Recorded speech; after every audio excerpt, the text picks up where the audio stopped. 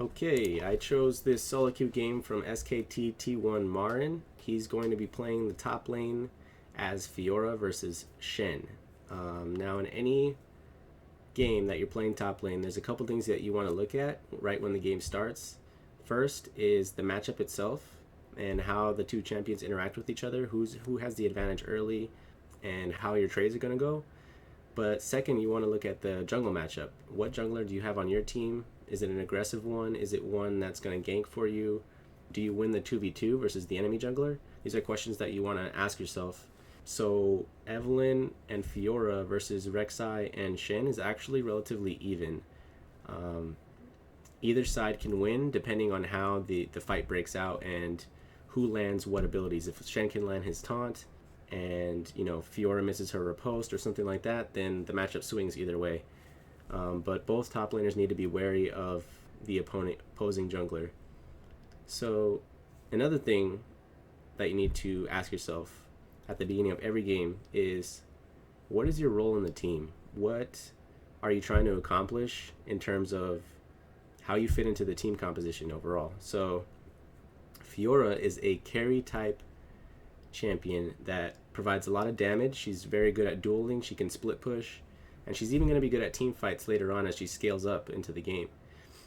While Shen really wants to avoid those early skirmishes because he really just wants to provide those global ultimates to his team and provide that utility, that frontline tankiness that his team needs so his backline can do damage, his Victor and his Ashe. So at the beginning of the game, you're going to see Fiora walk up to the minion wave and try to get it to push towards her so that Shen misses out on experience and gold if he was double jungling, just in case. It turns out that Shen is not double jungling, so he's not going to miss out on anything.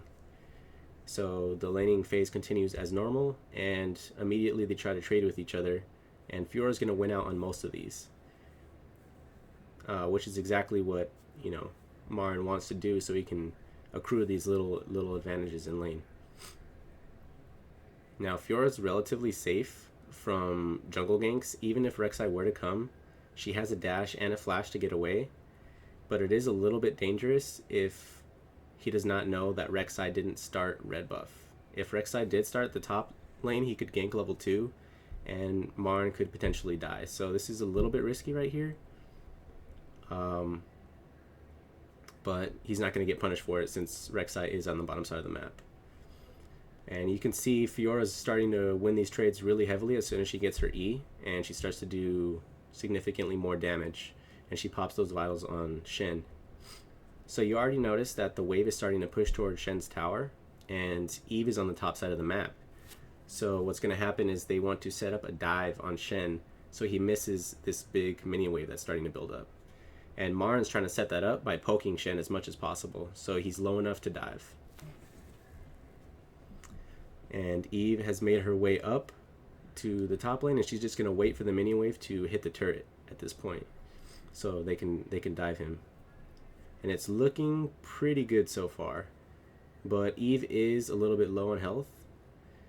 And right here, Marin takes a turret shot, which kind of makes this iffy. So Marin wants to go in on it, he pings, but Eve is at half health, Marin's at half health. It could go very badly if they misplayed it, so they just back off, and Shen does not get punished, and he gets to farm that whole mini wave. But Fiora does still have a sizable lead, and she just teleports back to lane.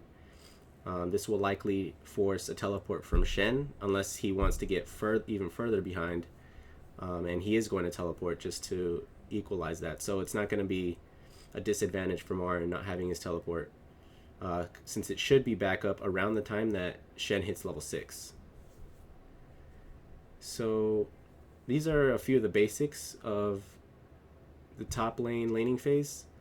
It gets a lot more in depth as the game continues and teleport becomes more and more important to team fights, but this is about all the time I have in this short clip to talk about it. So thank you for listening and have a good one.